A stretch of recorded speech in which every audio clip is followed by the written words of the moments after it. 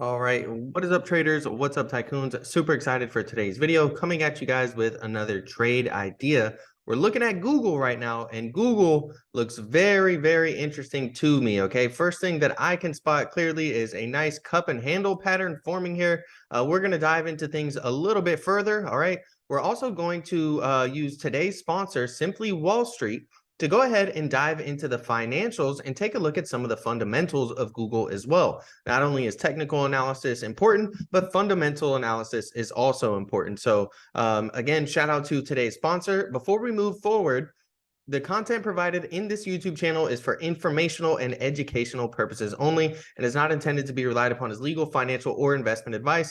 Myself and any individuals that appear in this YouTube channel are not registered financial advisors. Trading in stocks, bonds, commodities, and crypto involve a significant risk of loss and is not suitable for all investors. So be sure to read through the full disclaimer, and we'll go ahead and start off here on the chart, right? So I mentioned that inverse head and shoulders pattern, or I'm sorry, the cup and handle pattern. So I'll go ahead and just draw that out for you guys real quick. Right here is our cup. Okay. And here is our handle. So that's one of the main things that I'm looking at right now, is going to see if we can break out on Google. If we can do so, you'll notice that 107.45 has been the level really to break. Now, what that is specifically is our 61.8% retracement level using the fibs. So you can see, we were able to, get above it, but we couldn't really break out past that level here in the past, in the beginning of the year in January. And then also in the beginning of April, we tried to get out past this rally as well, but we're really just able to close above there, and we haven't been able to open. Google hasn't been able to open above that level and really stay above this 107.45. Now, these three levels I mentioned, they are, or four levels, those are the Fibonacci retracement levels, right? And you use these to identify trend continuation versus trend reversal. Nothing moves in a straight line down and nothing moves in a straight line up, right? So we have our swing high here connected to our swing low, and you can see we've moved down, we retraced, and we've been consolidating in this area now.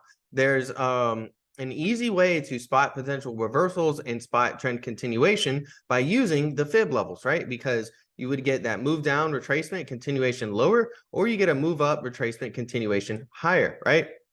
And so we're looking to see, is this going to be trend continuation and we keep on rejecting the 61.8% retracement level, or are we potentially going to get a reversal? Because a reversal would look like a move up, a retracement, and then some consolidation and break through those retracement levels. That's how you would spot a downside reversal. And an upside reversal would be a move down retracement and then a consolidation and breakthrough of those retracement levels, right?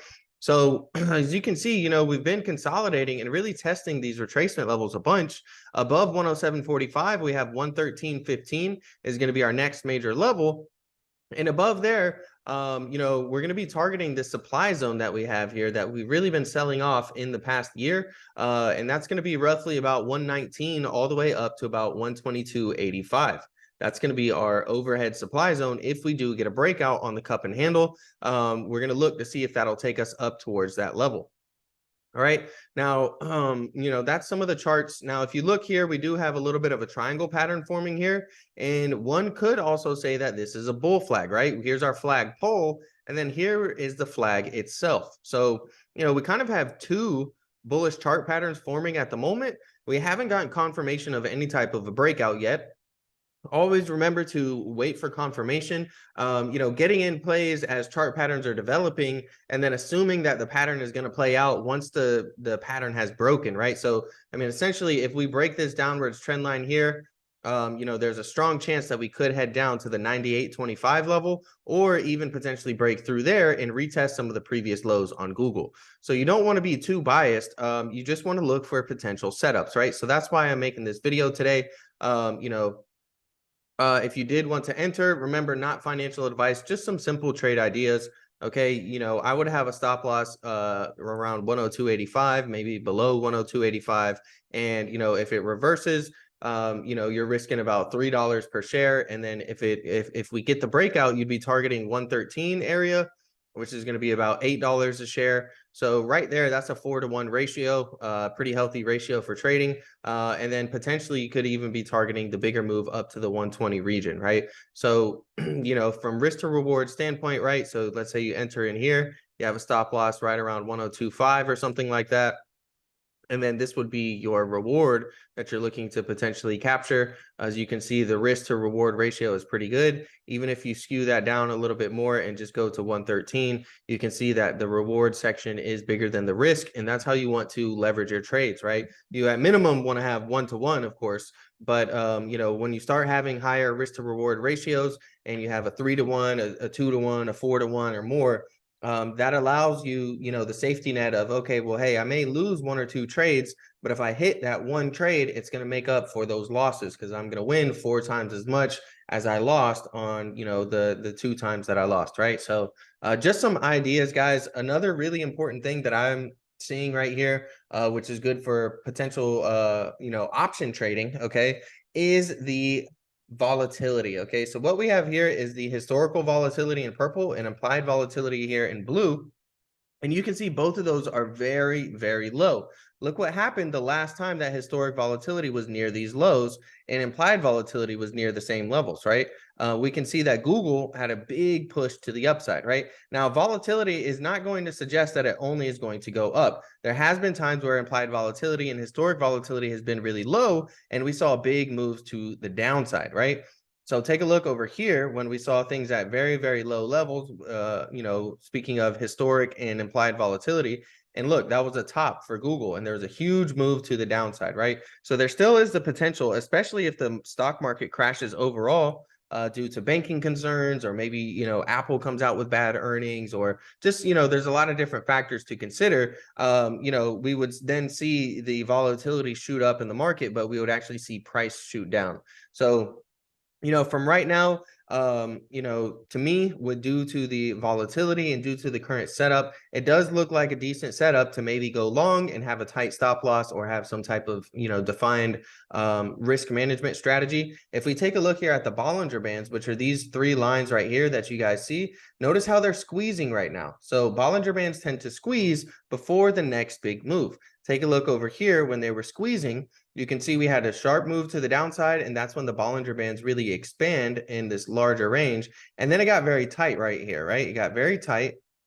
And you can see that we had a sharp move to the downside, and the Bollinger Bands expanded once again. So the Bollinger Bands are squeezing right now. We do have a symmetrical triangle right here forming along with that cup and handle. So we're going to look to see what breaks up or what breaks down or what's going to come next in Google. It's impossible to know, guys. I don't have a crystal ball, so just trying to show you guys some things that are on my watch list. If we take a look, we did get a bearish crossover on the MACD that happened right over here. And you can see we are trending lower since that moment, but we haven't seen a very aggressive sell-off. We've really been stuck in about a $5 price range on Google, right in between 108 and 103, really just consolidating and absorbing a lot of the rally that we had in the beginning of the year in Q1 of 2023. So, will this consolidation result in a puke? Or, will we get the next big breakout?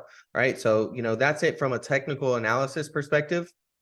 We're going to hop on over and all of this data right here. We're going to take a look at some of the fundamentals.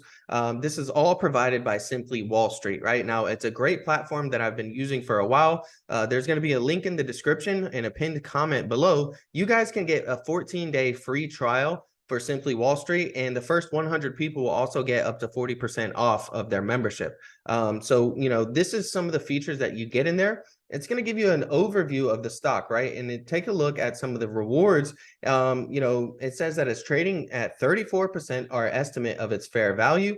Earnings are forecast to grow 13.01% this year, and analysts are in good agreement that the stock price will rise by 24%. And if you look at the financial health of Google, all right, the short-term liabilities, long-term liabilities, debt level, debt coverage, and interest coverage, they all have check marks on there. Now, when you're on the platform, you can actually click into these and go into further detail on them, and it'll really explain things a little bit more for you guys. For instance, if we look at the valuation, we can see that it scored a 5 out of 6, right? And the one thing that I got an X on was price to earnings versus the industry. Now, if we were to click on the price to earnings versus fair ratio, it's going to come here and give you guys a very beautiful graph, nice and simple, and explain what it is that you're looking at, right? So if we look at Google's PE ratio compared to its fair PE ratio, this is the expected PE ratio taking into account the company's forecast earnings growth, profit margins, and other risk factors. And the current PE is at 22.8, and its fair PE is at 36.2. So Google is a good value based on its price to earnings ratio compared to the estimated fair price to earnings ratio. That's how they come up with some of these metrics. And, as I mentioned, they do a really good job of explaining these things for you. Now, if you look at the price volatility, Google, all right, is not significantly more volatile than the rest of the US stocks over the past 3 months, typically moving up or down 5% a week. And Google's weekly volatility has been stable over the past year. And we take a look at the industry standard, and the industry standard volatility is a little higher, okay, than Google. Google is actually below the average market volatility. And you look at shareholder returns for the past 7 days, Google is actually green. Now, for the year, it's down about 13.8%. But when you take a look at some of the other sectors right here, it has outperformed the U.S. market in the past 7 days. Now, in the past year, the U.S. market is down 7.3%, and Google's down about 13.8%. So it has underperformed in the past year. And when you look at U.S. interactive media and services in the past 7 days, that has gone up about 4.2%. Meanwhile, again, Google has gone up 1.6%. So, it does a really good job of letting you know how it's, performing versus the industry and versus the market. So Google underperformed the U.S. interactive media and services industry, which returned negative 11.1% over the past year. And, Google has underperformed the U.S. market, which returned negative 7.3% over the past year. Right. And if we look at the future growth for Google, it gets a 3 out of 6 on the score, with, positive checks here on the earnings versus savings rate, the revenue versus the market, and the future ROE. But if we take a look at the earnings versus the market, high growth earnings and high growth revenue, those are 3 places where it gets an X. Okay. And again, you can click on these, each one of these things on the platform, and it'll dive into things a little bit deeper, give you a nice graph, and explain to you what it is, and really how they're coming up with those scores and whether they're giving a green check or a red X. It's an awesome platform. Remember, use the link in the description or the pinned comment below, and you guys will get a 14-day free trial and up to 40% for the first 100 people to join. And what I want you to do, all right, is either look up Google or look up a stock that you are thinking about investing right now. Take a look at the financial health, take a look at the valuation score, the future growth, the past performance, and Simply Wall Street is going to be an excellent tool to help you guys get some more information, easily understand that information, and give you some nice visuals as well. Appreciate you watching the video. If you enjoyed it, smash that like button and subscribe to the channel, and I'm out.